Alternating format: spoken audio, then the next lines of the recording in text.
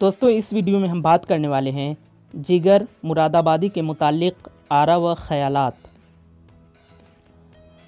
जिगर आजकल के मशहूर फिल्म एक्टर की तरह थे कि जहां जाते थे अपने साथ जमे गफ़ीर ले जाते और यही उनका सबसे बड़ा एजाज़ था। बकौल अली सरदार जाफ़री। आप इसका स्क्रीनशॉट ले सकते हैं या फिर इसे आप नोट कर सकते हैं। दूसरा देखें कि गज़ल अगर उर्दू की आबरू है तो जिगर बिलाशुबा गज़ल की आबरू हैं। बकौल सआदत अली सिद्दीकी।